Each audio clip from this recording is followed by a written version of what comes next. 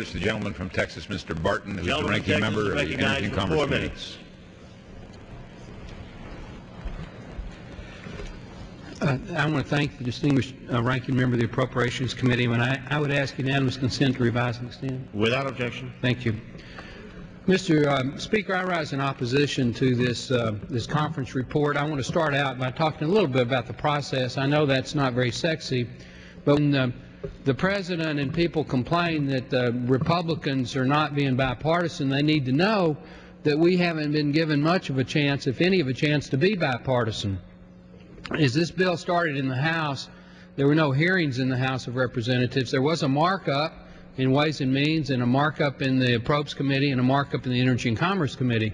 The Energy and Commerce Committee that I'm on, Mr. Waxman, to his credit, had a 12-hour markup. 5 Republican amendments were accepted. 3 of those were stripped out before the bill came to the floor. 1 was kept in as is, and 1 was materially changed. When we went to conference with the other body, our chairman, Mr. Waxman, was appointed a conferee, as he should have been, because it's about $200 billion of the bill is in the Energy and Commerce jurisdiction, but no Republican, no minority member was appointed. So we had no Republican input into the conference. Of course, that's probably okay because there really wasn't a conference. There were 3 House conferees. And 5 House conferees and 5 Senate conferees. The majority party members, 3 on the House, 3 on the Senate, signed the conference report without anybody actually on the Republican side being given a copy to look at.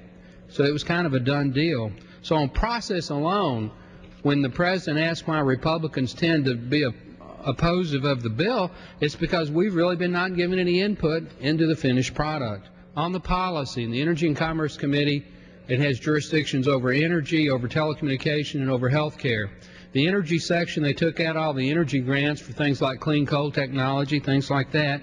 They left in a little thing called electricity decoupling, which means in order to get some of these green energy grants, the governor of a state has got to certify to the Department of Energy, the secretary, that they're going to do this decoupling. That means that you can allow the PUC to decouple the price you pay from the amount of electricity that you use.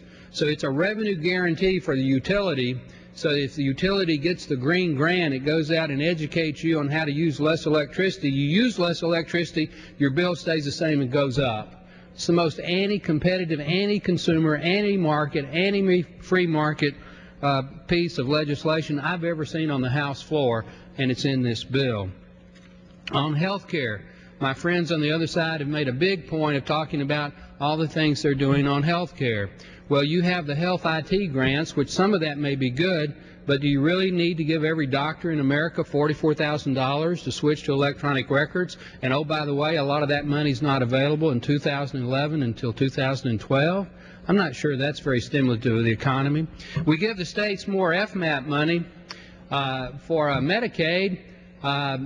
Doesn't have to be spent on Medicaid. 50% of it, or 65%, is allocated on the standard formula package, and the rest is allocated on high unemployment. But once the state gets that Medicaid money, they can use it for other purposes. And oh, by the way, that's theoretically temporary, but do you really believe that adding $90 billion to the baseline for Medicaid is going to be temporary? It's going to go into the permanent baseline. It's going to raise the cost over time to the U.S. taxpayer. I could go on and on, Mr. Speaker, but the point of the subject is, those of us on our side, we understand that people are hurting. We understand that we need to do things to help the economy.